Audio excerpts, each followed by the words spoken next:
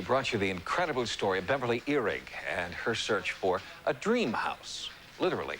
Since she was a teenager, Beverly had dreamt about an old house and a man standing on a hill above it. In a bizarre twist of fate, Beverly met a man like the man in her dream, and he owned a house identical to the one she'd been dreaming about. So the question is, was Beverly really dreaming or remembering?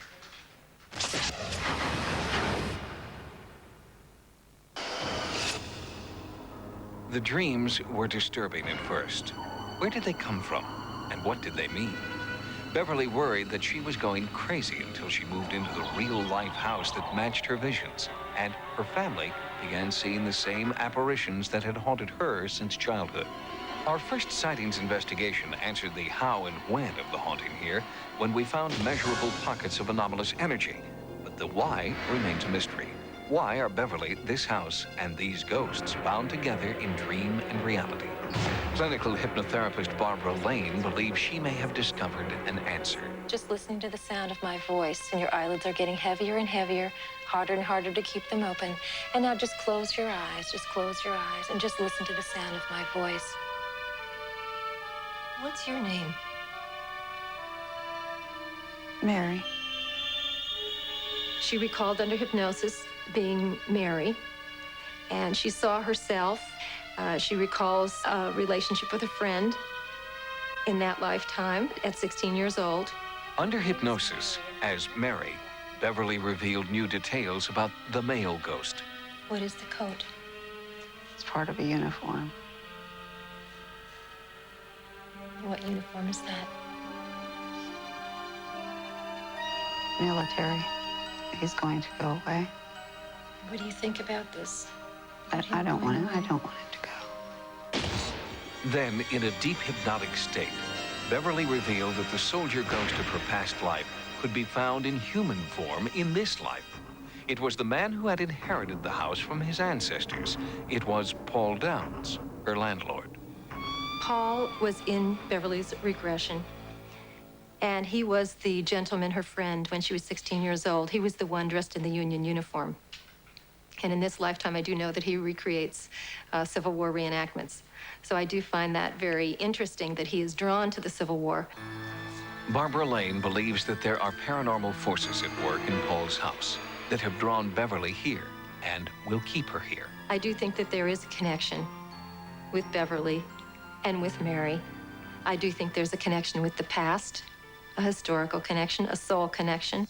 But why have the past lives of Mary and the soldier come back to haunt the present? Perhaps because something was not resolved in that lifetime. She has had a specific draw to come back and to resolve it in this lifetime. Lane believes that the spirits are trying to deliver a message. First, reaching out to Beverly, and now to her entire family. But what is that message? Peter James believes that he knows. Peter is a psychic investigator who claims to have the power to communicate with the dead.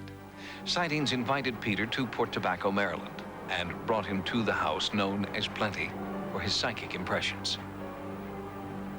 Beverly and her family were moved to a neighbor's house during Peter's initial visit to prevent any direct or indirect influence. Standard and thermovision cameras were used to record Peter's revelations, particularly startling because he knew nothing of the activity here. There are two men, males, that are in uniform. This dates back to the time of our union of our country. One is older, one is younger.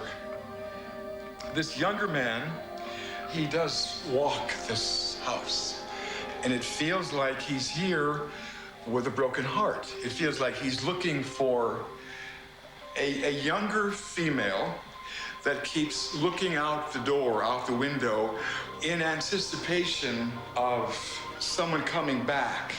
And this person coming back wears the uniform. This emotional connection had been a constant theme in Sightings' earlier interview with Beverly. I felt very close to her. It was easy to pick up her emotional state, very, very much so.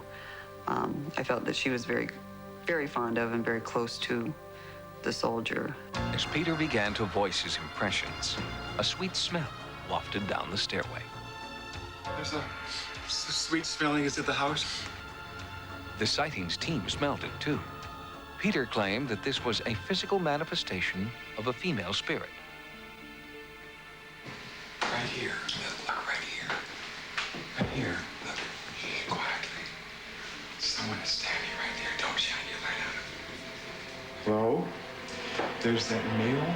There's a man in a uniform standing right there. Hello? The young lady and the young man in uniform are both. They're both on this floor. Look, something just grazed the top of my head. Hello? I got some registration exactly when you said that. Did you? Like Yeah. this. Yes, there's something right here. Right now. Yeah. When the tape from the thermovision camera was played back, the team found this. An unexplained wave of cold on the stairway, visible on thermovision despite the fact that all the doors and windows in the house were closed. It was eerie because this stairway has been a paranormal hotspot for years. It was also one of the locations where Al Rober had earlier recorded what he believes are voices from beyond the grave. Rober is an expert in EVP, electronic voice phenomenon. Before Peter's arrival, Rober had made recordings throughout the house. One of the loudest sounds was recorded here in the master bedroom.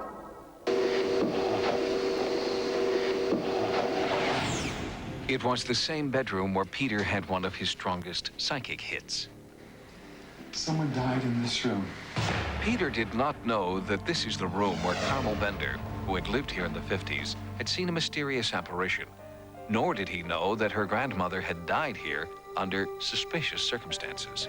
Her death was kind of a mystery because we don't really know if she fell and hit her head.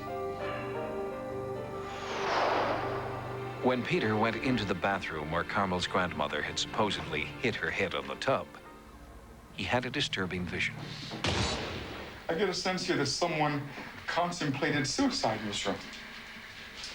Then he moved into the room where Mary had been seen most often, and there his impressions moved further back in time.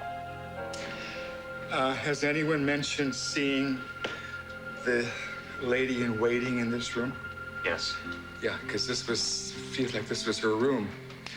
Clairaudiently, I hear her sobbing, almost hysterically, because it feels like she's received the news that her beau is not coming back. I felt she had a strong attachment to looking out the window. It was easy for me to understand how she was feeling. The sadness, the looking, the searching for someone, something. I think her name begins with an M. M. Peter sensed a connection between this spirit and Beverly. We agreed to bring Peter and the earrings together at this point so Peter could attempt a spirit communication.